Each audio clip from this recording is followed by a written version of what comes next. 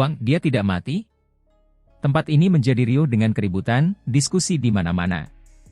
Si Hao muncul kembali, membuat banyak orang terkejut. Semua orang menatapnya, melihat penghalang cahaya di sekeliling tubuhnya. Itu adalah satu-satunya lorong surgawi, penampilannya seperti cakram dewa, sedikit lebih tinggi dari tinggi seseorang, mengelilinginya dari dalam, kebal terhadap semua metode, secara alami tak terkalahkan. Dia mengolah 3 untai energi abadi, dan bahkan berada di garis depan metode dunia saat ini, tak tertandingi di alam lintasan surgawi, benar-benar melampaui di atas. Ada banyak pasang mata yang menyala-nyala, hati mereka terasa sangat teraduk. Bagi mereka, ini adalah seseorang yang memimpin jalan, pelopor jalan ini. Mata semua orang yang ingin naik ke atas melalui alam lintasan surgawi mulai melepaskan cahaya hijau, benar-benar ingin menjatuhkan diri. Namun, mereka tidak berani karena takut membuat pemuda ini marah. Jika mereka memprovokasi dia, maka itu akan menjadi kegembiraan yang luar biasa sekaligus kesedihan. Bagi kebanyakan orang, ini adalah legenda hidup. Jika mereka bisa berkonsultasi dengan si Hao untuk meminta nasihat, itu jauh lebih baik daripada surat pribadi para pendahulu. Lagi pula, orang-orang Akademi Suci, tidak peduli seberapa kuat mereka hanya bisa mencapai level yang sama. Jika mereka bisa mengundang orang ini untuk berbicara langsung tentang pengalamannya, maka itu akan menjadi kesempatan yang langka. Setidaknya, orang ini tak tertandingi di alam lintasan surgawi. Dengan keadaan seperti ini, bagaimana Yuan Teng bisa meneruskan tantangannya? Ia merasa sangat kagum, karena semakin jauh ia melangkah di jalan ini, semakin ia merasakan betapa sulitnya untuk melampaui batas. Pemuda di hadapannya ini bisa melakukan ini, sungguh sangat menantang surga, membuat orang merasa sangat hormat. Bolehkah aku mengikutimu di sampingmu? Yuan Teng berbicara, merasa sedikit tidak wajar, sangat berbeda dari temperamennya yang biasa, sedikit malu. Menurutku lebih baik tidak usah. Kau punya jalanmu sendiri, Akademi Suci adalah pilihan terbaik untukmu, kata si Hao. Yuan Teng merasa sedih. Dia benar-benar ingin meminta bimbingan, dia tidak keberatan bahkan jika dia harus menghormati si Hao seperti seorang guru. Tentu saja, jika Anda memiliki pertanyaan, kita bisa membicarakannya bersama, kata si Hao sambil tersenyum. Yuan Teng langsung menjadi sangat senang. Pihak lain menyebutnya sebagai diskusi bersama, tetapi dia tidak mencapai titik itu sama sekali, memberinya petunjuk terdengar lebih tepat. Dia jelas mengerti arti dari ini, merasa bersyukur, dan dengan tergesa-gesa menunjukkan tindakan yang sangat sopan. Pada saat ini, kedamaian telah kembali ke hutan pohon pinus ini. Banyak orang mendengar pembicaraan mereka, banyak orang yang menunjukkan ekspresi penuh harap, juga ingin berkonsultasi dengan si Hao untuk mendapatkan bimbingan. Kau harus membawanya pergi, aku tidak ingin melihatnya lagi. Si Hao menunjuk ke arah Jin Yi. Gunung itu runtuh total, darah mengalir keluar dari sudut bibir Jin Yi, tergeletak di kaki gunung, jubah peraknya compang-camping, rambutnya acak-acakan, dalam kondisi yang sangat menyedihkan. Kali ini, dia terluka parah. Jika dia ingin pulih, siapa yang tahu berapa harga yang harus dia bayar, bahkan mungkin meninggal karena luka-luka Dao ini. Saat ini, ekspresinya sangat rumit. Jika dia tahu ini adalah Huang, dia pasti akan menghindarinya, tidak mau melawannya apapun yang terjadi. Karena ini jelas merupakan bencana besar. Dia mengolah 3 untai energi abadi, jadi bagaimana mungkin ada yang bisa melawannya? Selain itu, dia bahkan mengolah 1 jalur surgawi, sungguh suatu prestasi yang luar biasa. Dapat dikatakan bahwa terlepas dari apakah itu metode kuno atau metode dunia saat ini, orang ini berada di puncak. Ketika Jin Yi memikirkan semuanya lagi, dia merasa kulit kepalanya agak mati rasa. Dia benar-benar berani menantang orang ini, mengambil tindakan, itu benar-benar tampak seperti dia agak lelah hidup. Saat ini, yang lain juga memiliki pikiran yang sama, menatap ke arah Jin Yi, dan langsung membuat wajahnya memerah. Bertarung melawan pemuda ini benar-benar tindakan yang tidak menginginkan umur panjang. Yuan Teng mengangkat Jin Yi, menatap ke arah si Hao, hendak mengucapkan selamat tinggal dan kemudian membawa Jin Yi pergi terlebih dahulu. Saat ini, tempat ini sangat tenang, banyak mata orang yang beralih antara si Hao dan Jin Yi, tidak ada yang mengatakan apapun. Hal ini membuat Jin Yi merasa sangat malu. Tiba-tiba, terdengar suara udara yang pecah, menimbulkan angin kencang saat udara itu tiba. Seolah-olah matahari yang terik mendarat, lalu ada cahaya biru tua yang mengikutinya. Mereka adalah dua sosok manusia, keduanya pria muda. Salah satu dari mereka memperlihatkan tubuh bagian atasnya, kulitnya sangat cerah seolah terbuat dari perunggu, memancarkan aura kekuasaan. Rambutnya yang tebal dan panjang terurai, tubuhnya memancarkan aura maskulin yang hebat. Wang Yang. Seseorang berteriak, tidak menyangka bahwa dia akan keluar dari pengasingannya saat ini. Orang lain mengenakan pakaian biru, anggun dan elegan, temperamennya sangat menonjol, membawa semacam perasaan dao ilahi yang unik. Ada semacam kesan mengesankan dalam penampilannya yang menyediri. Lan Meng. Seseorang berkata pelan, menahan rasa takut, karena orang ini sangat menakutkan, kultivasinya hanya di atas Wang Yang, bukan di bawahnya. Keduanya benar-benar datang bersamaan, keduanya dipenuhi energi kehidupan, seolah-olah mereka baru saja keluar dari pengasingan. Mereka bermandikan lapisan kemegahan ilahi, membuat mereka tampak luar biasa. Semua orang merasakan gelombang penghormatan terhadap mereka. Wang Yang melihat panah emas abadi dengan sekali pandang, ditancapkan ke batu raksasa yang tidak terlalu jauh dari Si Hao. Panah itu mengalir dengan kecemerlangan 7 warna, membawa kabut abadi, suci dan tanpa cacat.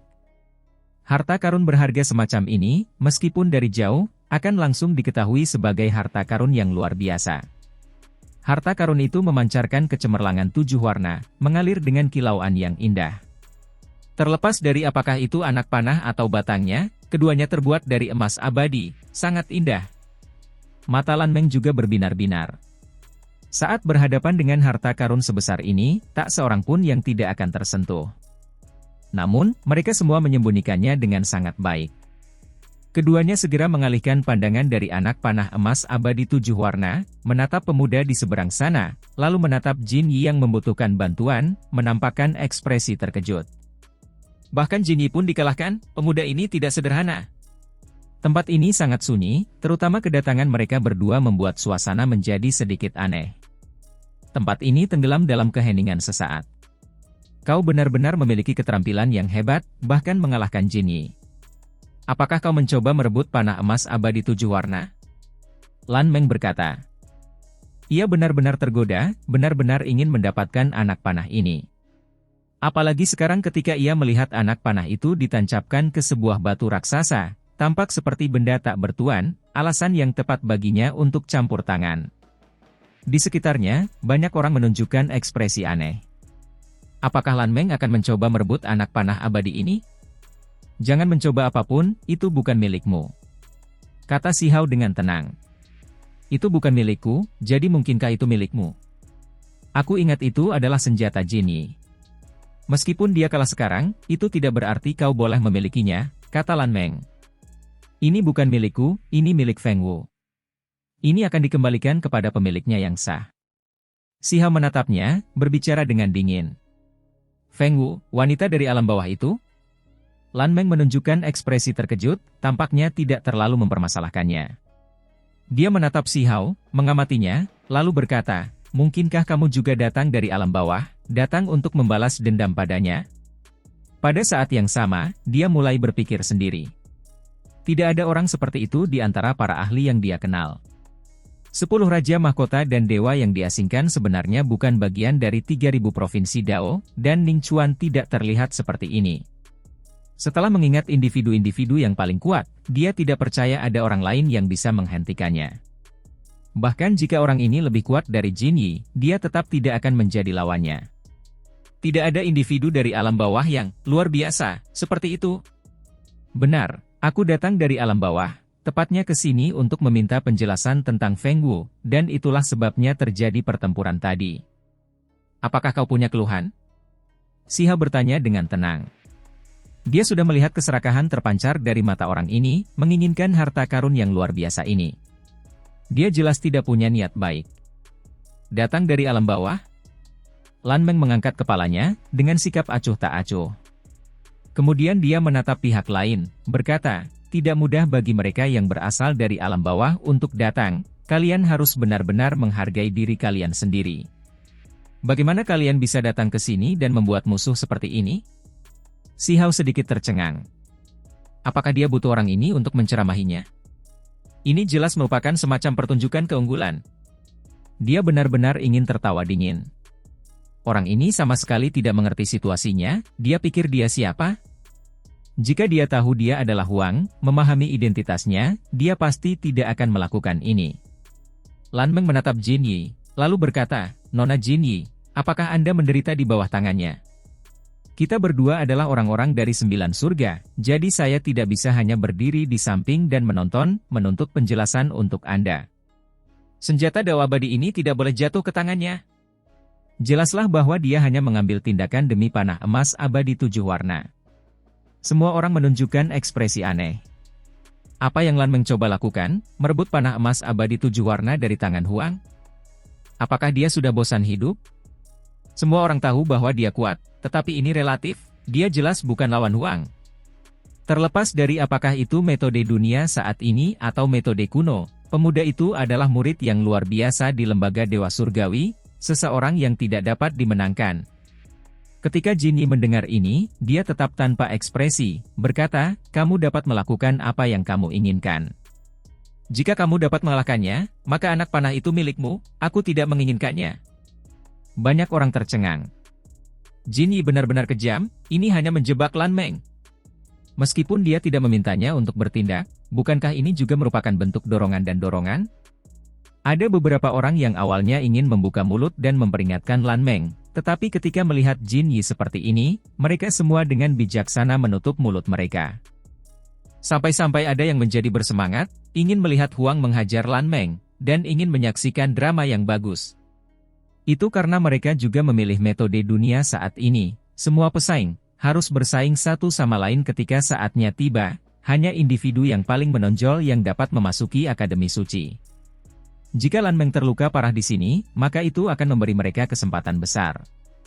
Hehe, Lan Meng tertawa, mengangguk dan berkata, "Karena kita berdua berasal dari 9 surga, tentu saja kita perlu saling membantu. Jangan khawatir, aku akan mengambil tindakan, tidak membiarkan harta rahasia ini dibawa pergi oleh seseorang dari alam bawah." Ketika mereka mendengar kata-kata ini, ekspresi semua orang berubah drastis, mereka semua khawatir padanya. Namun, tidak ada yang memperingatkannya. Jin Yi tersenyum palsu, mengangguk, tetapi akhirnya merasa sedikit bersalah. Diam-diam dia melirik Si Hao, dan menyadari bahwa Si Hao kebetulan juga melihat ke arahnya, yang langsung membuatnya menggigil kedinginan. "Yuan Teng, bukannya aku mengkritikmu, tapi saat teman-teman Dao Mu dari 9 surga di atas sana dipermalukan, bagaimana mungkin kau tidak bertindak? Kau seharusnya melangkah maju dengan berani dan membelanya." Lan Meng menatap Yuan Teng dan berkata. Wajah Yuan Teng tanpa ekspresi, dia benar-benar tidak ingin banyak bicara. Apakah Lan Meng hidup atau mati tidak ada hubungannya dengan dia tidak ingin terlibat. "Kau tampaknya berpikir kau bisa mengalahkanku, merasa bahwa panah emas abadi 7 warna adalah sesuatu yang pantas kau dapatkan." Si Hao berbicara. "Hehe, di 9 surga di atas sana, tidak sembarang orang bisa bersikap kejam sepertimu. Kau mungkin bisa menang melawan 1 atau 2 ahli, tetapi ada banyak keluarga kuno. Ini bukan tempat di mana kau bisa melakukan apapun yang kau mau tanpa hambatan," kata Lan Meng dengan nada acuh tak acuh. "Misalnya, apakah kamu akan menaklukkanku?" tanya Si Hao. "Benar." Lan Meng mengangguk, lalu dia berbalik, menatap Wang Yang dan berkata, "Saudara Dao, bantu aku menekannya." Wang Yang mengangguk, berkata, "Anak panah emas abadi tentu saja tidak bisa dibawa pergi olehnya. Kau harus bertindak saja, aku akan mengawasi tempat ini. Jika dia ingin lari, aku akan bertindak." Tubuh bagian atasmu terekspos, terlihat seperti dirimu yang sangat kuat dan bersemangat, awalnya mengira bahwa dirimu adalah orang yang jujur, tidak pernah menyangka bahwa dirimu akan menunjukkan keserakahan seperti ini, benar-benar tidak bisa menilai seseorang dari penampilannya, sungguh tidak lebih dari ini. Kalian berdua dapat bertindak bersama, jika salah satu dari kalian dapat melukaiku sedikit saja, maka panah emas abadi 7 warna ini milikmu." Si Hao berkata dengan dingin. "Aku akan menghadapimu dengan baik." Lan Meng menyerang, tiba-tiba datang dan bertindak lebih dulu. Wang Yang juga melepaskan energi darah yang kuat, siap menyerang kapan saja. Semua orang terdiam, benar-benar tidak punya apa-apa untuk dikatakan. Tentu saja, mereka sangat gembira di dalam hati, berharap dapat melihat adegan selanjutnya. Lan Meng meninggalkan bayangan samar di lokasi asalnya, dan bagaikan fata morgana, langsung menghilang, lalu tiba-tiba muncul kembali di depan mata Si Hao. Peng! Dia mengangkat tangan kanannya yang bersinar dengan kecemerlangan yang tak tertandingi, membentuk batu kilangan emas yang besar. Ini adalah tangan emas murni, teknik berharga yang mulia dan terkenal. Kekuatan itu begitu dahsyat hingga kehampaan mulai bergemuruh dengan suara berisik, seluruh wilayah mulai bergetar hebat. Meskipun mereka tahu bahwa Lan Meng jelas bukan lawan Huang, ketika mereka melihat adegan ini, mereka masih sedikit terkejut. Pukulan orang ini terlalu mendominasi. Kekuatan semacam ini terlalu mengerikan. Jika yang lain naik, mereka pasti akan dihajar hingga menjadi abu. Batu giling emas besar itu memiliki banyak tulisan tulang di permukaannya, sangat rumit. Lan Meng mencibir. Tangan emas murni itu sangat misterius. Sesuatu yang sebelumnya pernah dia gunakan saat bertukar petunjuk dengan Jin Yi. Saat itu dia meledakkannya hingga dia batuk darah.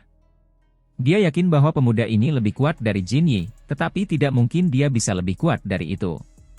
Lagi pula, dia tidak mungkin menjadi 10 Raja Mahkota, dewa yang diasingkan, dan orang-orang seperti ini, jadi dia seharusnya tidak memiliki metode yang menantang surga. Namun, ia ditakdirkan untuk putus asa. Tentu saja, selama proses ini, dia masih tidak menyadarinya, karena dia hanya melihat Si Hao dengan acuh tak acuh mengangkat telapak tangannya untuk menamparnya. Bertingkah begitu santai, tapi kau masih ingin mengalahkanku? Dia tertawa dingin, merasa seperti Si Hao sedang mencari kematian.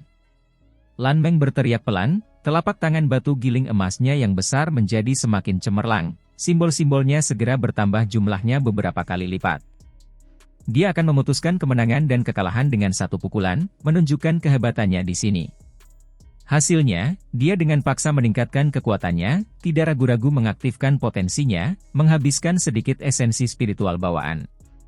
Meski begitu dia agak berhati-hati, bagaimanapun juga, Jin Yi telah dikalahkan.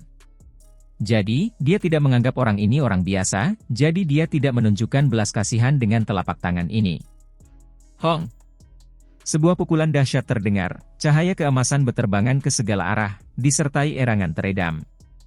Sosok dengan darah mengalir keluar dari mulut dan hidungnya.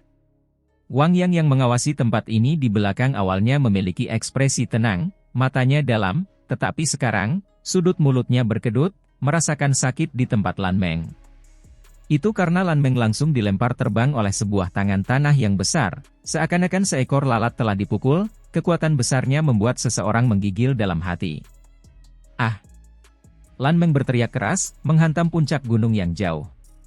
Batu-batu beterbangan ke langit, rumput dan tanaman berantakan, asap dan debu mengepul. Seluruh tubuhnya terasa sakit, kerangka tulangnya hampir hancur. Dia agak tercengang. Apa yang sedang terjadi? Dia merasa seolah-olah seekor banteng barbar kuno menyerangnya, membuat semua tulangnya mengerang, tidak tahu berapa banyak yang patah. Selain dirinya, dadanya terasa sesak, organ-organ tubuhnya rusak, setiap inci tubuhnya terasa sakit, darah mengalir keluar. Ini sungguh konyol.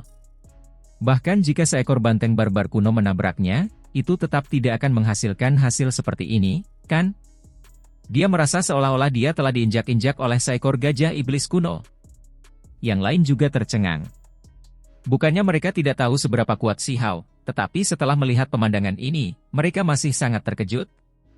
Itu adalah Lan Meng, seorang kultivator yang sangat kuat. Dia menggunakan teknik berharga yang kuat, melesat maju dengan berani, seluruh tubuhnya penuh dengan kekuatan, namun dia terbanting dan terlempar hanya dengan satu serangan seperti itu. Lupakan Lan Meng yang tercengang, semua orang juga menjadi terdiam saat melihat ini.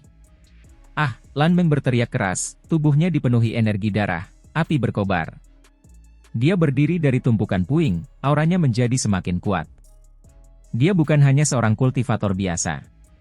Seperti burung phoenix yang terlahir kembali dari api, semua tulang tubuhnya mengeluarkan suara keras, dengan cepat terhubung, memperlihatkan kekuatan di puncak level Dewa Surgawi, dagingnya pun direformasi.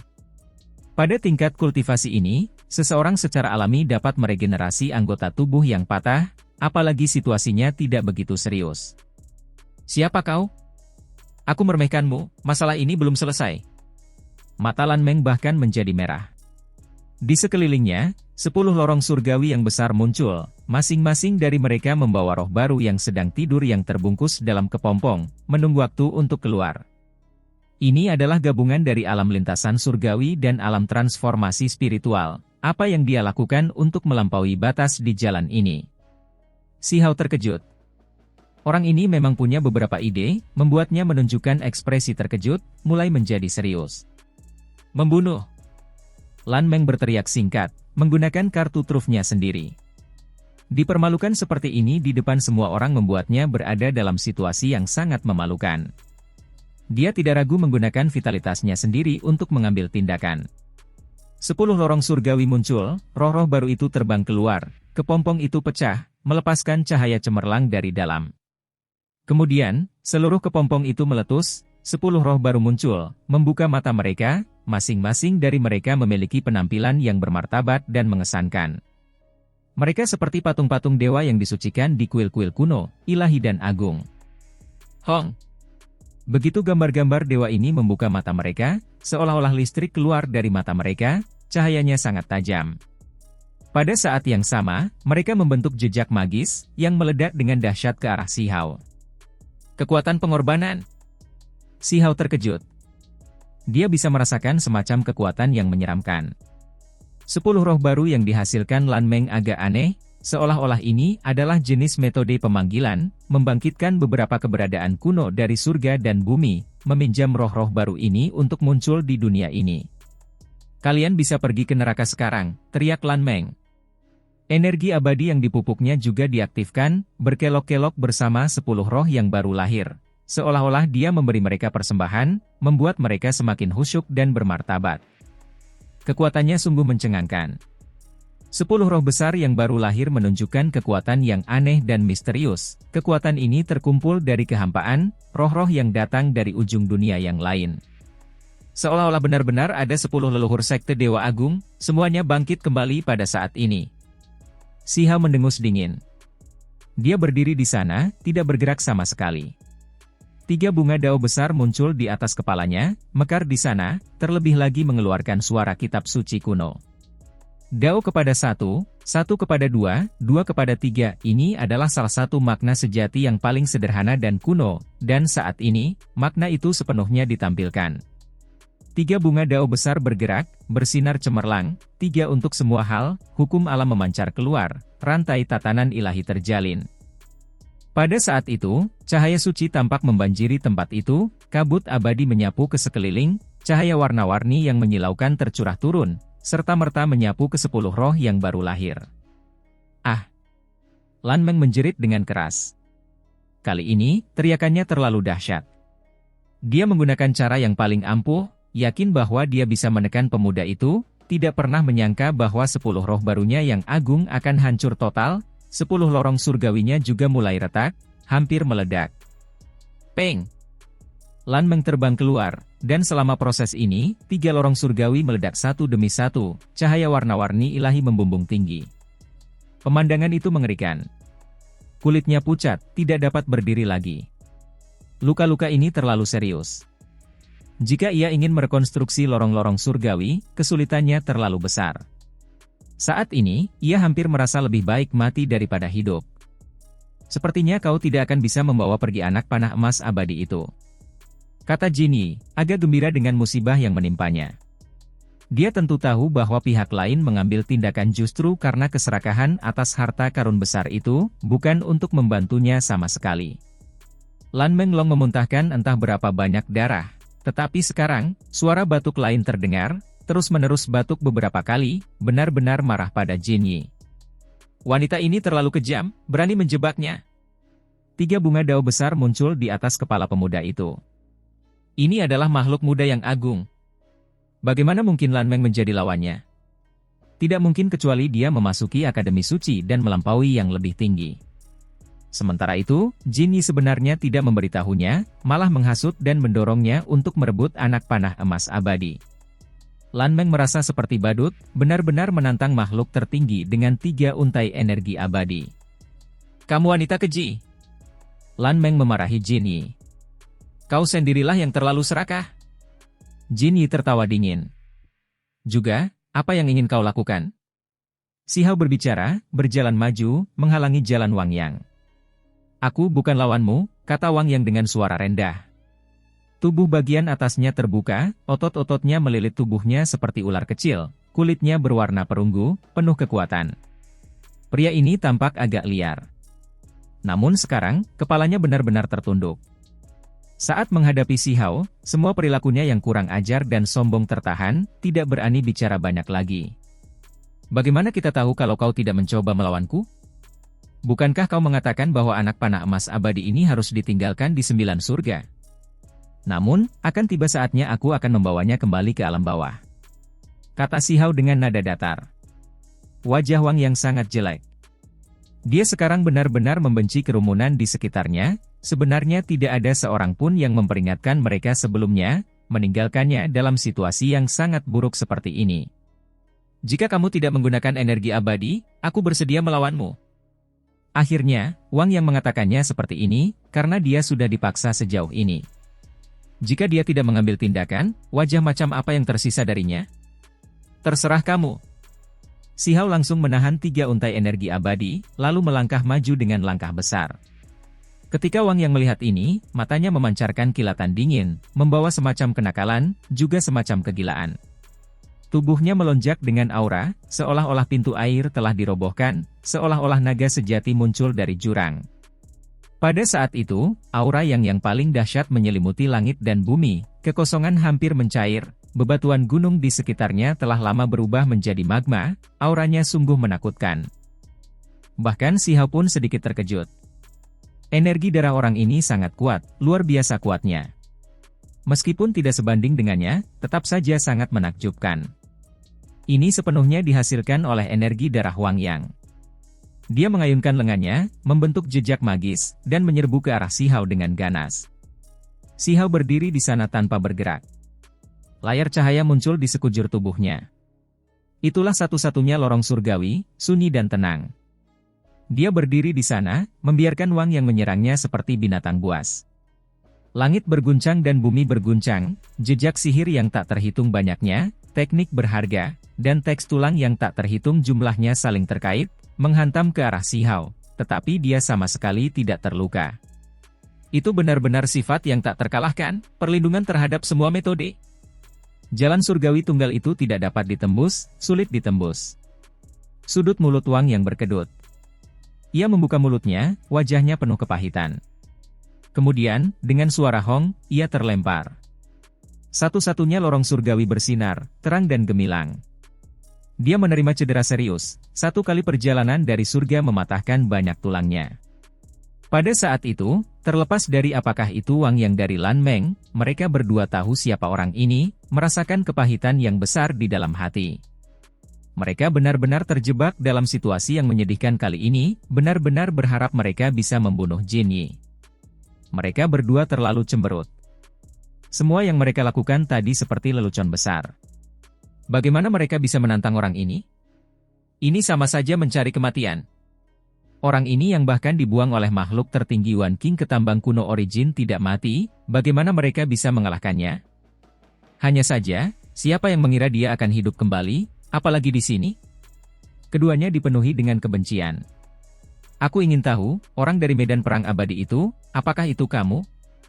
Wang Yang tidak mau menerima situasi ini, menanyakan hal ini. Dia memiliki ketajaman seperti binatang, memperhatikan sesuatu. Benar. Si Hao mengangguk, mengakui kata-katanya di sini. Orang di samping Wang 11 itu kamu? Wang Yang tidak bisa menahan diri untuk tidak berteriak. Benar. Si Hao memberikan jawaban yang meyakinkan. Pada saat ini, lupakan Wang Yang, bahkan Lan Meng, Yuan Teng, Jin Yi, dan yang lainnya tercengang. Mereka segera terbangun, sepenuhnya mengerti. Kalau bukan Huang, siapa lagi dia? Membunuh raja berkepala 3, menebas binatang buas kosong, semua itu benar, semuanya dilakukan oleh Huang, teriak seseorang. Sebelumnya, banyak orang yang ragu, tidak begitu percaya kalau pengikut Wangxi yang melakukan hal tersebut, namun kini, mereka semua mengerti. Orang ini adalah Huang, dia memiliki kekuatan seperti itu. Terlebih lagi, pada akhirnya dia bahkan berselisih dengan keluarga Wang, tidak takut sama sekali pada mereka. Banyak orang terkejut, dan kini mereka sudah sepenuhnya mengerti. Mereka tidak bisa menahan rasa terkejut, orang yang sangat kuat ini telah memasuki akademi sejak lama. Huang datang. Berita itu langsung menyebar ke seluruh pegunungan ini. Semua orang yang tidak berkultivasi dalam pengasingan mendengar berita itu. Mereka yang berkultivasi metode dunia saat ini benar-benar bukan minoritas, keributan besar meletus di tempat ini. Pohon pinus menjulang tinggi, banyak orang datang ke kediaman Feng Wu, ingin melihat seperti apa rupa Huang. Sedangkan orang-orang yang ada di sana sebelumnya, mereka semakin dikerumuni, semua orang bertanya apa yang baru saja terjadi. Namun, saat ini, Si Hao sudah menghilang dari tempat ini, jelas tidak ingin diawasi oleh orang lain seperti monyet. Dia mengikuti Qing Yi dan Feng Wu untuk bertemu dengan beberapa teman lama. Wahaha! Kau tidak mati seperti yang diharapkan. Itulah tawa si kelinci kecil yang kurang ajar dan tak terkendali setelah keluar dari pengasingan. Ia menggendong binatang kilin kecil seputih salju itu, melompat-lompat saat ia berlari keluar dari gua kuno. Dia masih seperti sebelumnya, orang yang riang gembira. Rambut peraknya menjuntai hingga pinggang, sangat berkilau sehingga bisa digunakan sebagai cermin, wajahnya halus dan cantik, matanya besar seperti batu rubi. Sekarang, dia ceria dan periang seperti burung kecil. Binatang kilin kecil di tangannya mengeluarkan suara wu, protes karena tidak puas. Binatang abadi kecil yang menyedihkan itu benar-benar diperlakukan dengan buruk saat ini. Mengenai masalah ini, para tetua lembaga Dewa Surgawi benar-benar merasa sangat kesal dan tertekan. Mereka sebelumnya telah memanggil kelinci giok bulan beberapa kali untuk membicarakan hal ini, tetapi dia memperlakukannya seperti udara kosong. Kalau bukan karena kilin kecil ini yang sangat bergantung padanya, dan memutuskan untuk hanya mengikutinya, para tetua akademi pasti sudah lama menangkapnya dengan wajah muram, apalagi menghukumnya dengan pantas. Itulah sebabnya status kelinci kecil itu agak unik, agak istimewa, tidak ada yang mau memprovokasinya. Bahkan setelah Jin Yi dan yang lainnya tahu dia menyendiri, tidak ada satupun dari mereka yang datang mengganggunya. Apa? Kakak Feng Wu diganggu? Kenapa kau tidak datang mencariku? Aku akan langsung menghajar mereka sampai mati. Kelinci kecil itu melotot dengan mata merahnya yang besar, berteriak dengan keras. Hal ini tentu saja membuat kilin kecil ketakutan, membuatnya mengecilkan lehernya. Jika dia benar-benar memutuskan untuk memukul seseorang, pasti akan digunakan seperti batu bata lagi, dibuang, seperti ini setiap saat. Aku baru tahu kalau orang itu pasti kamu. Kata kelinci giok bulan sambil menatap Si Hao, sudah lama menduga kalau orang di samping Wangsi itu adalah dirinya, sekarang sudah mendapat konfirmasi. Tak lama kemudian, para kultivator lain dari 3.000 provinsi semuanya keluar dari pengasingannya, bergegas ke sini, misalnya, Zhen Gu dari klan roh, Teng Yi dari klan emas api, dan yang lainnya. Sayangnya, Cao Yusheng, Chan Gongyan dan yang lainnya tidak segera muncul, karena mereka telah memasuki pengasingan jangka panjang. Namun, daerah itu cukup aman, dengan para tetua yang mengawasinya. Kalau yang masuk ke daerah itu tidak keluar sendiri, maka orang luar tidak bisa mengganggu. Pada akhirnya, Si Hao pergi ke sana untuk menemui tetua itu. Setelah berdiskusi cukup lama dengannya, Cao Yusheng dan Chang Gongyan dipanggil. Haha, sungguh tak menyangka akan seperti ini. Meskipun kau menjadi sasaran si tua Yuan King itu, kau masih berhasil berjalan dengan angkuh, apalagi menimbulkan keributan besar. Si gendut kecil Cao Yusheng tertawa keras dan berkata. Meskipun dia selalu percaya bahwa Si Hao masih hidup dan tidak mati, ketika dia mendengar rincian sebenarnya, itu masih sedikit mengejutkan. Sekelompok orang mengelilingi api unggun, menikmati anggur sambil mengobrol, membicarakan hal-hal yang terjadi selama ini. Banyak dari mereka yang merasa tidak puas dan kesal. Itu karena ada beberapa kultivator di 9 surga di atas yang bertindak melawan mereka, cukup banyak orang terluka karena ini, kejadian ini sungguh menyedihkan. Cao Yusheng berteriak dengan suara awau, menyatakan bahwa dia akan membalas dendam. Orang lain yang baru saja keluar dari pengasingan seperti Chang Gongyan dan gadis naga juga merasa kesal, ingin mengambil tindakan dan melawan. Tidak perlu, Si Hao baru saja mengambil tindakan, langsung menaklukkan 4 ahli hebat. Tidak akan ada orang lain yang mencari masalah. Feng Wu tertawa dan berkata, dia adalah korban yang sebenarnya, tetapi dia sudah melampiaskan kekesalannya sepenuhnya. Dia tidak ingin membuat keadaan menjadi lebih besar untuk menghindari kedua belah pihak benar-benar saling berseberangan. Dunia akan berubah drastis, para ahli asing mungkin akan datang membantai kapan saja. Bertahan pada dendam kecil di 9 surga 10 bumi benar-benar tidak perlu. Kata gadis naga. Semua orang terdiam, mereka semua tahu bahwa masa depan itu mengerikan, tidak banyak orang yang mampu bertahan melewati krisis yang akan datang. Topik ini terlalu berat. Kakak, apa yang terjadi setelah kau masuk ke dalam tambang kuno Origin? Bagaimana kau bisa bebas? Qin Hao juga datang, tubuhnya ditutupi baju besi perak. Sekarang, ia telah tumbuh lebih tinggi, sudah dewasa. Meskipun dia masih disibukkan dengan beberapa urusan, menggunakan Si Hao sebagai sasarannya, mengejarnya dengan kalut, namun sekarang sudah tidak seperti dulu lagi, di mana dia penuh dengan prasangka buruk. Tentu saja, di lubuk hatinya, masih ada beberapa emosi yang berbeda. Tambang kuno asal, itu adalah tanah misterius. Itu terlalu kuno, bahkan ada sebelum era besar kuno abadi. Terakhir kali, meskipun Si Hao masuk ke dalam, dia tidak sampai ke ujungnya. Tempat itu terlalu misterius, penuh bahaya. Tidak mungkin dia bisa menjelajahinya sepenuhnya. Keuntungan terbesarnya selama pengalaman itu adalah warisan seni surgawi kuno 6 reinkarnasi Dao. Si Hao menjelaskan berbagai hal secara selektif, mata semua orang berbinar-binar saat mendengar ini. Haha, ada beberapa orang dari akademi yang pergi terakhir kali, tetapi beberapa lusin dari mereka ditangkap oleh seseorang di tambang kuno, dan kemudian dilupakan, ternyata itu semua dilakukan olehmu. Banyak orang tertawa terbahak-bahak. Sekarang setelah kau mengungkapkan identitasmu, orang-orang itu akan segera tahu apa yang terjadi, karena kau sebelumnya dikirim ke tambang kuno oleh Yuan King. Beberapa orang tersenyum.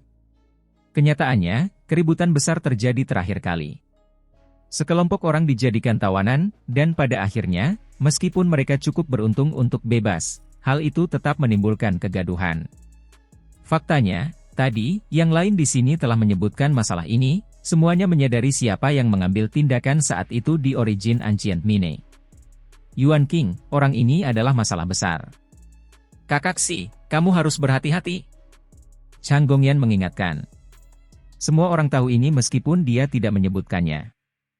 Jika orang ini tidak mati, dia pasti akan menjadi ancaman besar bagi Si Hao. Saat itu, dia sudah berani menargetkan Si Hao, jadi begitu dia tahu dia masih hidup, dia mungkin akan mulai merencanakan sesuatu. Keturunannya Yuan Feng meninggal di medan perang abadi, jangan bilang kau juga yang melakukannya, tanya Cao Yusheng, si gendut kecil, dengan curiga. Ketika mereka mendengarnya mengatakan hal ini, yang lain semua terkejut. Jika memang demikian, maka keadaan akan jauh lebih merepotkan. Si Hao tidak mengatakan apa-apa. Yuan Feng secara alami dibunuh olehnya sendiri. Meskipun dia bertindak dengan wajah yang tidak dikenali orang lain, jika dipikirkan dengan saksama, kebenaran tidak dapat disembunyikan. Itu karena dia adalah Huang. Jika dia keluar hidup-hidup, dan dia sebelumnya pernah mengunjungi medan perang abadi, sedikit informasi ini saja sudah cukup. Semua orang tahu bahwa ada permusuhan besar antara dia dan Yuan King. Seorang makhluk muda seperti dia bahkan telah membunuh raja berkepala 3, jadi bagaimana dia bisa membiarkan Yuan Feng pergi? Tidak bagus, Yuan King tidak akan tinggal diam. Kudengar dia sangat peduli dengan keturunannya. Sekarang dia terbunuh seperti ini, dia pasti akan marah besar, kata Feng Wu sambil mendesah. Dia tidak akan berani bertindak gegabah, kata Si Hao.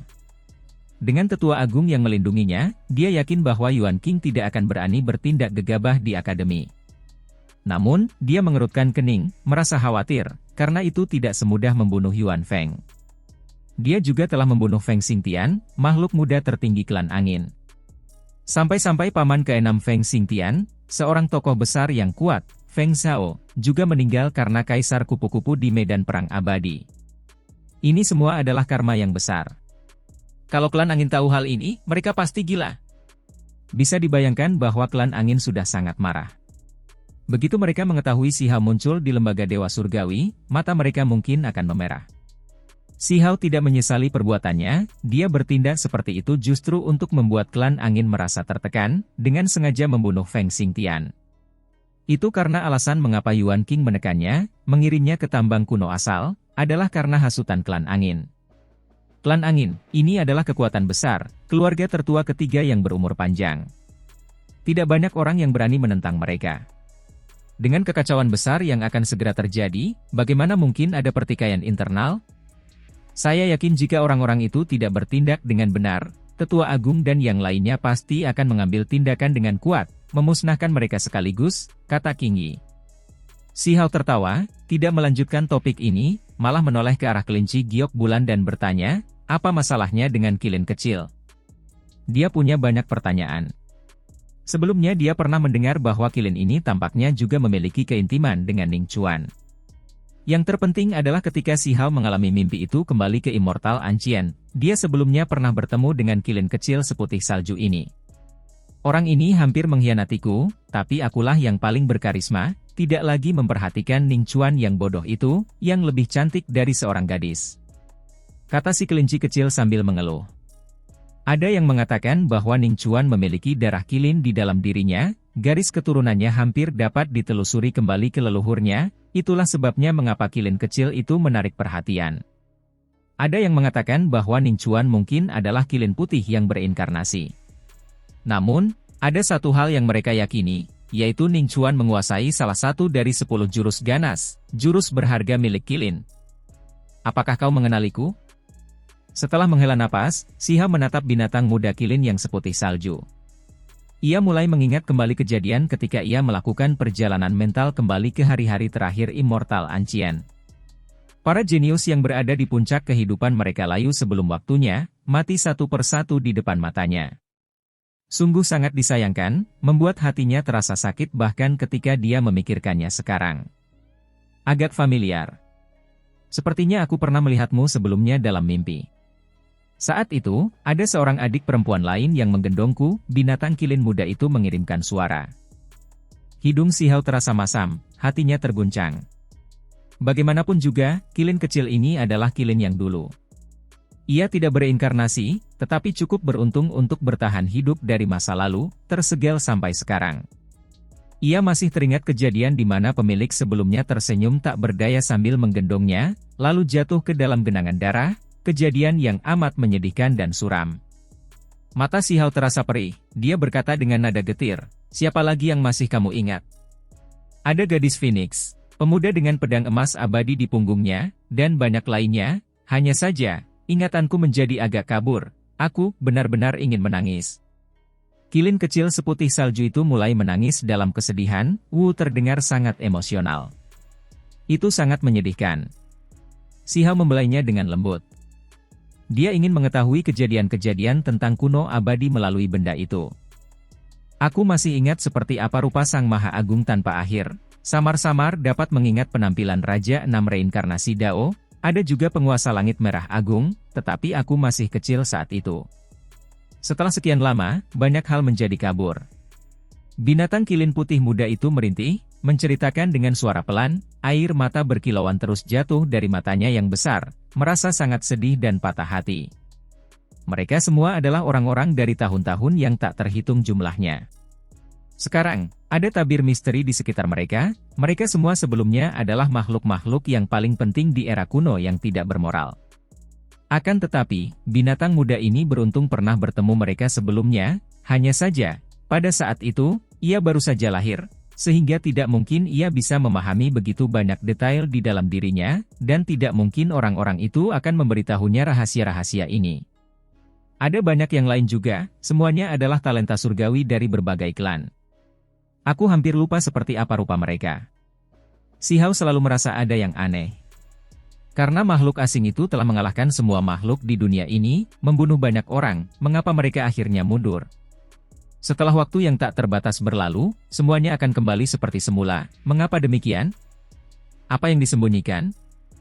Apakah tanah kuno ini tidak beruntung, menyembunyikan semacam bencana sehingga mereka tidak dapat tinggal di sana untuk jangka waktu yang lama? Atau apakah itu karena alasan lain? Ini adalah pertanyaan yang sangat ingin ia dapatkan jawabannya.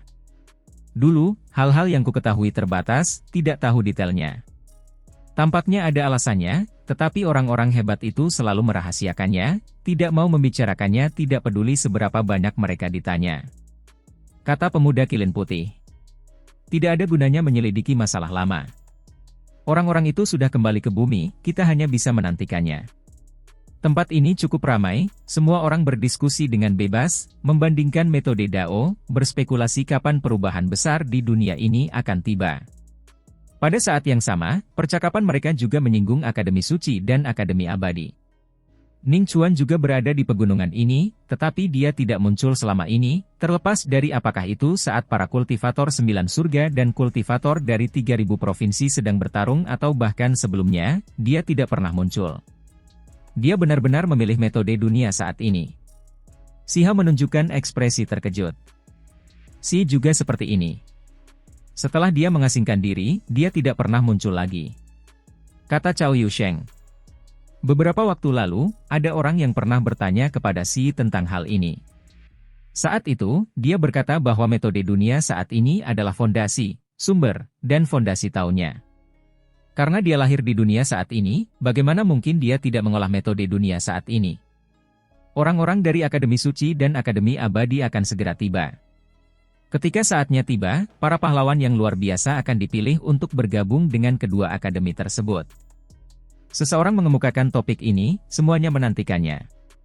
Itu karena terlepas dari apakah itu Jin Yi, Lan Meng, Wang Yang, atau yang lainnya, meskipun mereka tampak kuat, dibandingkan dengan orang-orang dari kedua akademi itu, mereka sama sekali tidak ada apa-apanya.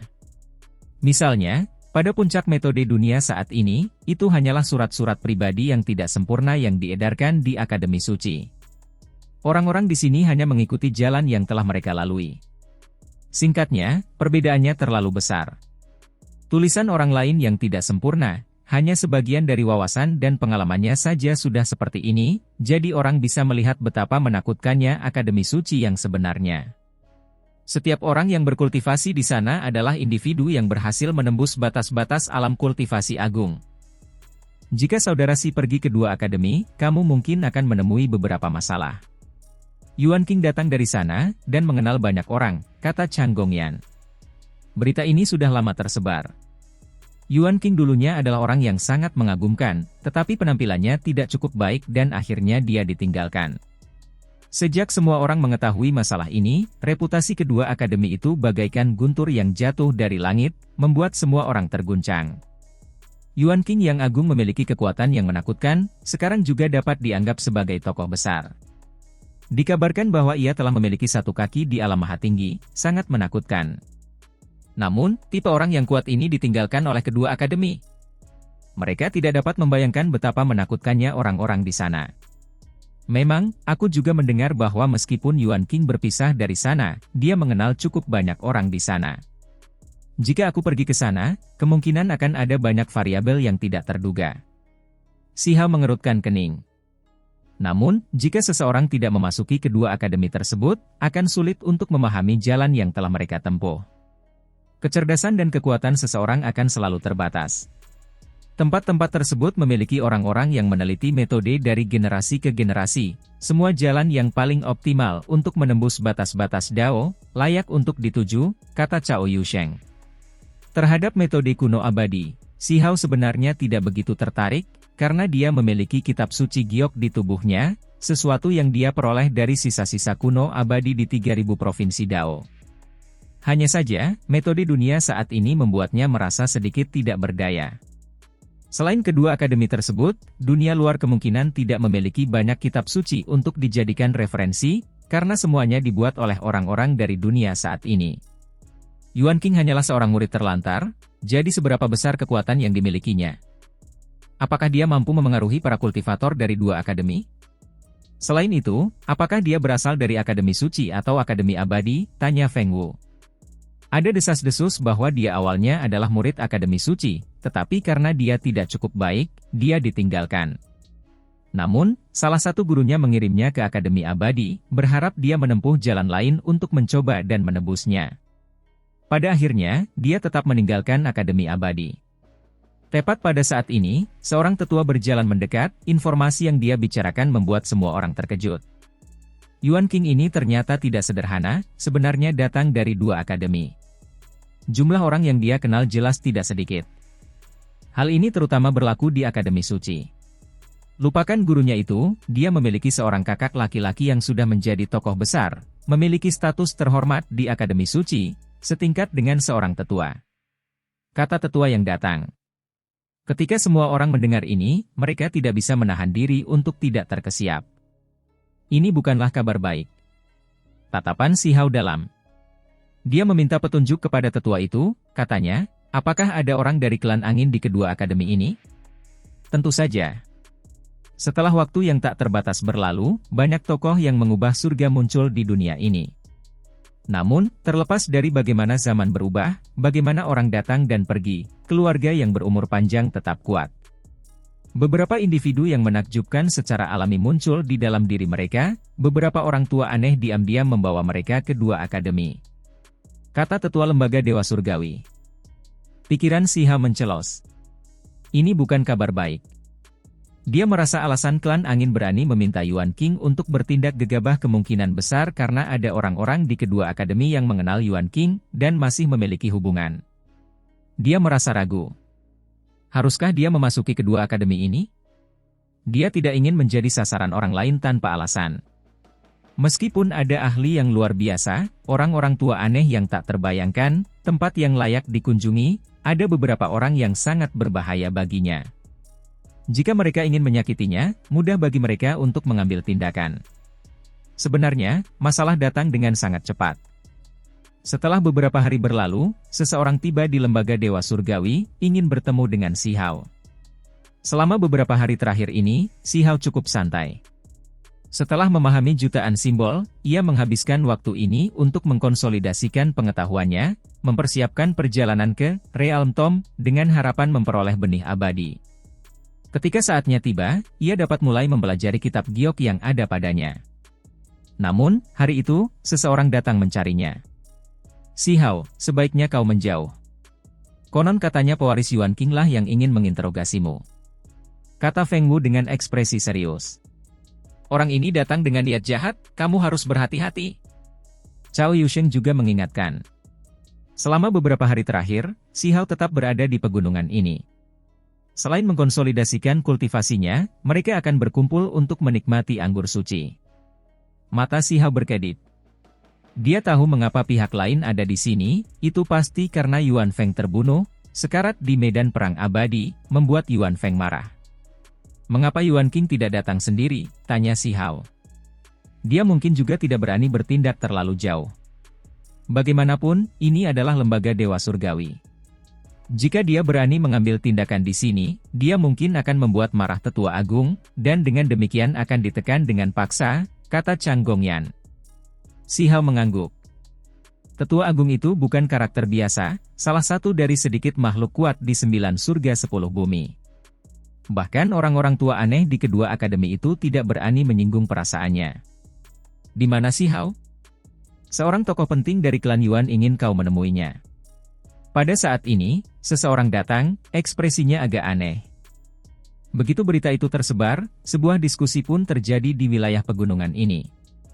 Banyak orang tahu apa yang sedang terjadi.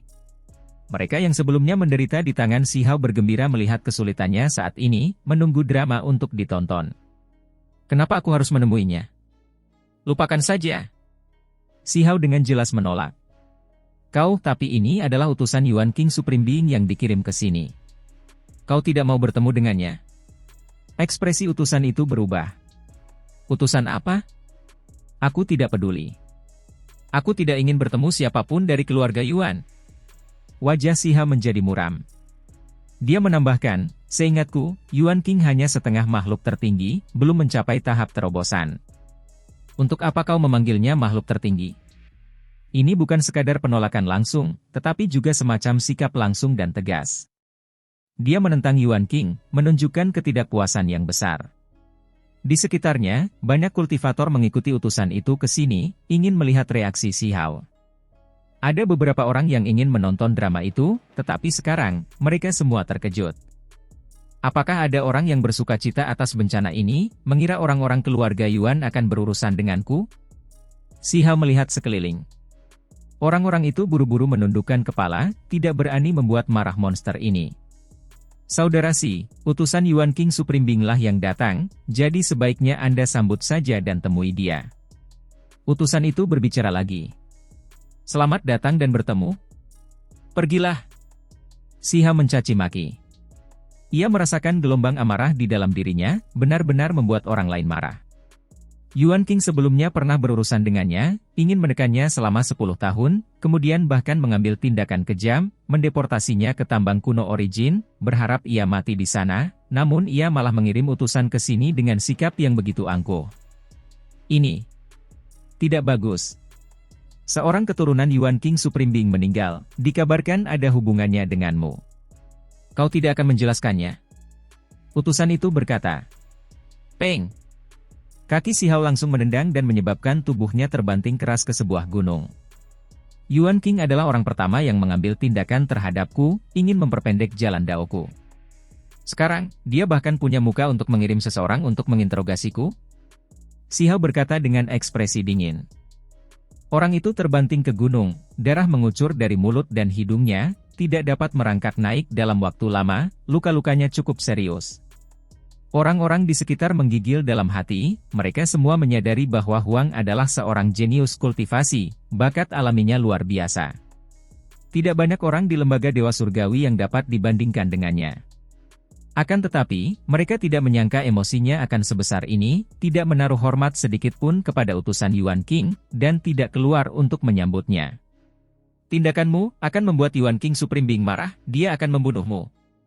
Bahkan jika kamu berada di puncak generasi muda, kamu tetap tidak dapat menghentikan bahkan satu jari pun dari Yuan King. Orang yang terbaring di kaki gunung itu gemetar, menunjuk Sihao dengan jarinya. Ia benar-benar marah dan kesal, awalnya mengira ia akan dihormati, tetapi malah ditendang seperti ini, banyak tulangnya yang patah. Giginya terkatup, ekspresinya pucat pasi. Apakah kau mencoba membujuk Yuan King dan masuk ke Akademi Suci melalui ini? Sihao menatapnya dengan dingin, lalu menamparnya lagi dari kejauhan. Dengan suara, peng, orang itu terlempar keluar. Akibatnya tidak ada lagi kegiatan darinya, orang itu pingsan, tidak dapat bergerak sedikit pun. Orang-orang di sekitarnya awalnya datang untuk ikut beraksi, percaya bahwa utusan Yuan King akan menekan Sihao, tak seorang pun dari mereka menduga kejadian ini. Pemuda itu sungguh sombong sekali, tidak sudi menemui utusan itu dan menghajar utusan itu dengan kejam. Saat tatapan Sihao menyapu, banyak orang menggigil dalam hati, beberapa dari mereka yang memendam niat buruk bahkan semakin gemetar, tubuh mereka terasa sangat tidak nyaman. Huang, Sihao, kalian benar-benar berani. Dari kejauhan, terdengar suara, bergemuruh seperti guntur, gelombang suara menelan langit seperti air pasang, membuat semua orang terguncang. Semua orang menggigil dalam hati, segera tahu siapa itu. Utusan itu datang. Sihao tentu tahu bahwa ini adalah putra Yuan King. Setelah melihat bagaimana dia bertindak tadi, dia menjadi marah. Hanya saja, Sihao merasakan gelombang kemarahan yang sama dalam dirinya. Tempat apa ini? Itu adalah lembaga Dewa Surgawi, namun putra Yuan King berani bertindak begitu tak terkendali, memaksakan diri masuk. Siapa yang berisik sekali, berani berteriak seperti ini di akademi? Apa kau sudah bosan hidup? Sihao langsung mencaci maki. Huang, apakah kau berbicara padaku? Kau benar-benar terlalu sombong, apakah kau mencoba untuk mengakhiri prospekmu sendiri? Orang itu berteriak dari kejauhan, membawa gelombang kekaguman, seolah-olah dia sedang memarahi murid yang kurang, galak dan mendominasi. Siapa kau? Lembaga Dewa Surgawi tidak akan menoleransi perilakumu yang tak tahu malu dan kejam, teriak Sihao, memasang ekspresi seolah-olah dia sedang memandang rendah dunia ini. Sikapnya sangat angkuh saat dia menghadapi orang yang telah datang. Kurang ajar. Beraninya kau bicara seperti itu padaku? Orang itu muncul. Ia mengenakan jubah abu-abu, tubuhnya kurus, dan tubuhnya tinggi. Ia adalah seorang tetua, yang saat ini berjalan mendekat dengan langkah lebar. Pada awalnya, dia memiliki temperamen yang agak menyendiri, tetapi setelah diamati lebih dekat, ketika matanya terbuka dan tertutup, cahaya memancar ke segala arah, jelas dia bukan individu biasa. Siapa yang kau sebut kurang ajar? Apa kau benar-benar berpikir kau adalah penguasa tempat ini? Terlalu kurang ajar. Pada saat ini, Sihao menentangnya dengan keras, tidak menunjukkan tanda-tanda kelemahan. Dia merasakan gelombang kemarahan. Utusan Yuan King bertindak terlalu jauh, bahkan datang ke lembaga Dewa Surgawi untuk mencaci maki dia. Jika itu di tempat lain, dia mungkin akan langsung membunuhnya. Itu benar-benar tidak dapat ditoleransi. Dia secara alami bertindak keras sebagai tanggapan. Jika pihak lain berani bersikap kejam di sini, maka dia benar-benar tidak memberikan wajah apapun kepada tokoh-tokoh kuat lembaga Dewa Surgawi. Benar-benar berani. Orang berpakaian abu-abu itu berjalan mendekat, sudah tidak jauh. Tatapannya dingin, menghancurkan aura Dao abadi, matanya tampak sangat dingin. Orang tua bodoh, kaulah yang berani, apa yang kau teriakan dengan sombong di sini? Apakah kau tidak mau atau tidak puas, ingin menantang martabat para tetua di sini? Si Hao mengkritik. Semua orang menjadi sedikit tercengang. Orang ini benar-benar sangat berani, bahkan sangat galak saat berhadapan dengan seorang individu tingkat master sekte, mengutuknya dengan keras. Dasar kaum makhluk kecil yang jahat, tidak punya rasa hormat sedikit pun, berani bertindak kasar setelah melihat generasi yang lebih tua datang. Aku mungkin harus memberimu pelajaran. Yuan Hong mencaci maki, wajahnya muram. Sambil berbicara, lengan bajunya bergerak keluar, membentuk hamparan abu-abu. Seluruh langit dan bumi ini diselimuti, ini adalah kemampuan ilahi yang hebat World Slave. Lengan baju besar itu menyapu keluar, menghisap semua yang ada di langit dan bumi ke dalam, terlebih lagi bertujuan untuk memurnikan Si Hao, membuatnya menderita. Si Hao menggerakkan sayap kunpengnya, seketika meninggalkan lokasi asalnya, muncul di kedalaman pegunungan, kecepatannya sangat cepat. Generasi muda, kalian sudah bersikap tidak hormat padaku, tapi kalian masih ingin pergi. Yuan Hong tertawa dingin. Siapa sebenarnya yang bertingkah tak terkendali? Ada orang tua di sini, bagaimana mereka bisa mentolerirmu bertindak kejam? Kau masih tidak tersesat. Si Hao memarahi. Itu karena dia sudah tiba di puncak gunung.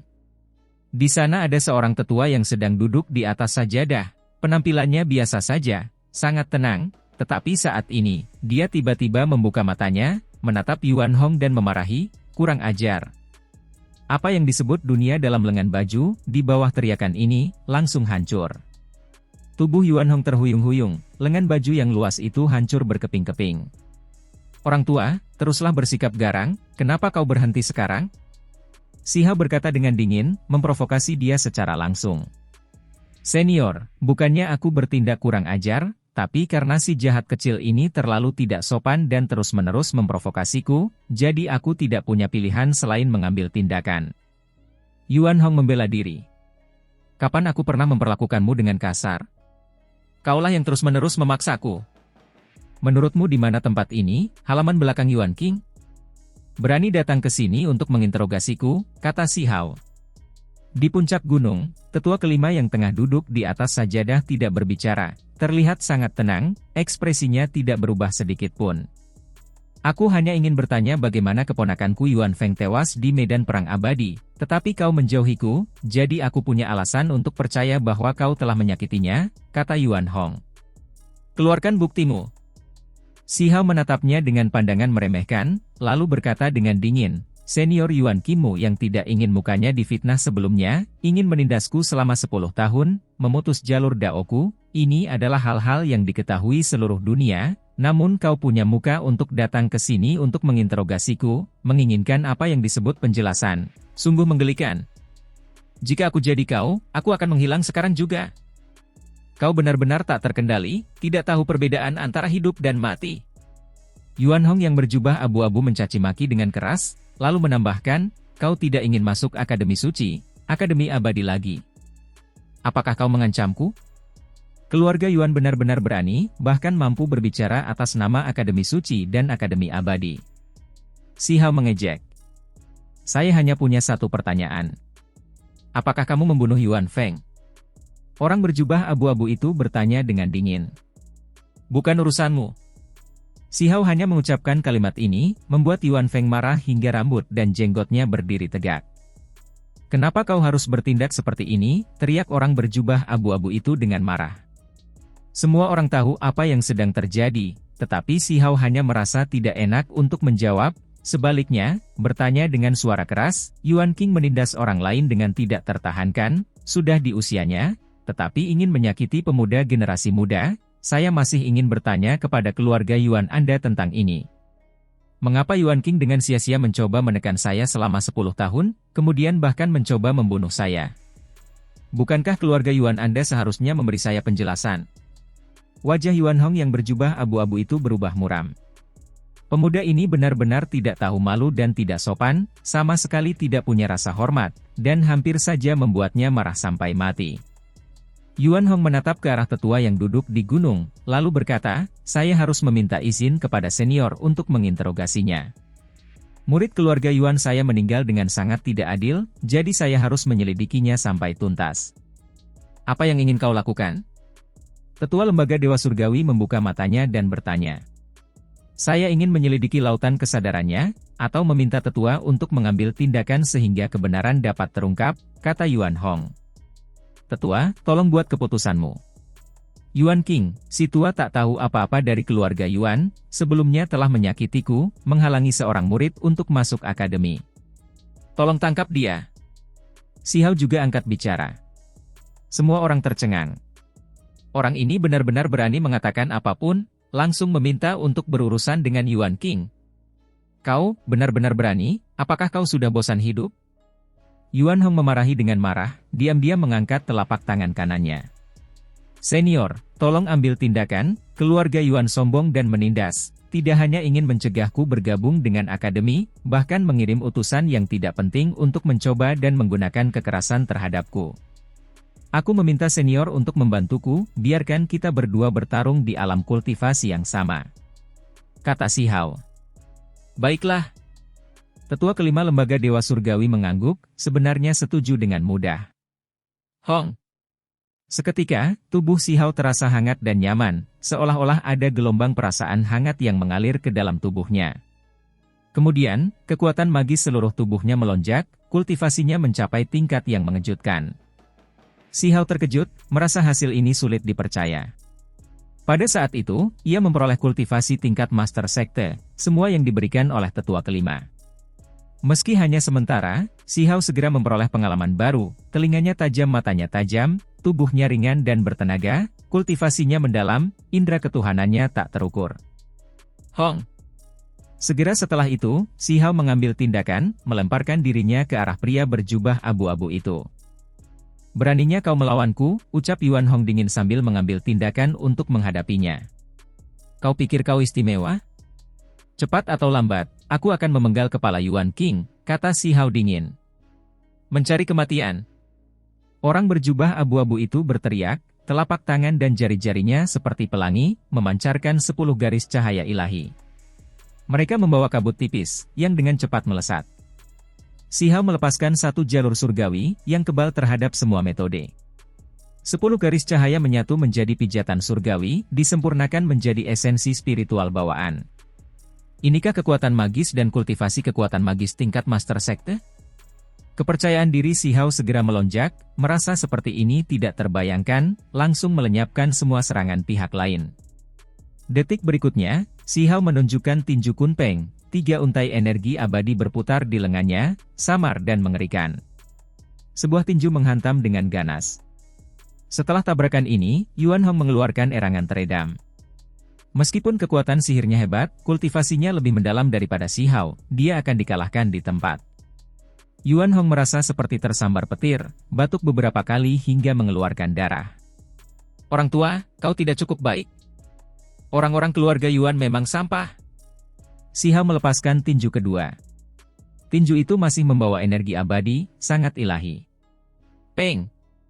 Kali ini, Yuan Hong batuk seteguk besar darah dengan suara wah, seluruh tubuhnya terpental keluar, menghantam gunung batu, kulitnya sangat pucat. Dia adalah seorang ahli dengan kekuatan tingkat Master Sekte, namun dia tidak sebanding dengan seorang pemuda dengan kekuatan magis yang ditanamkan ke dalam dirinya. Ini benar-benar memalukan. Benar-benar mengecewakan, hanya dengan sedikit keterampilan ini, namun kamu berani bersikap begitu kejam di lembaga Dewa Surgawi, menyombongkan diri tanpa malu? Siapa yang kamu coba disiplinkan untuk menggantikan Yuan King?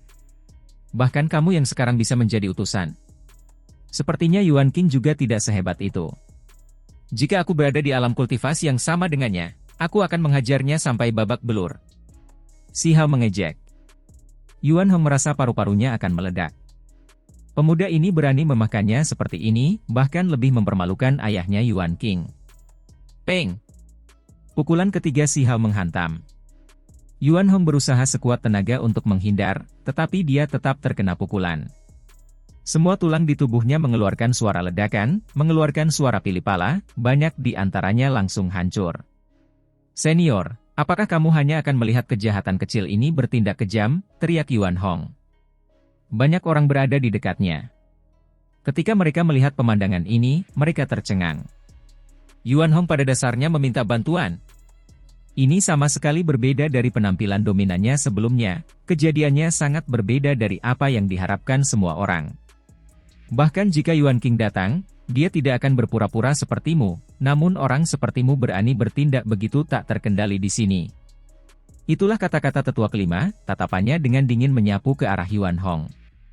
Semua orang tercengang.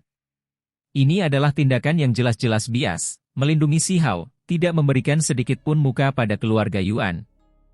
Yang ingin dikatakan senior adalah jika ular atau sapi sembarangan saja bisa berperilaku kejam, maka tempat ini akan menjadi bahan tertawaan.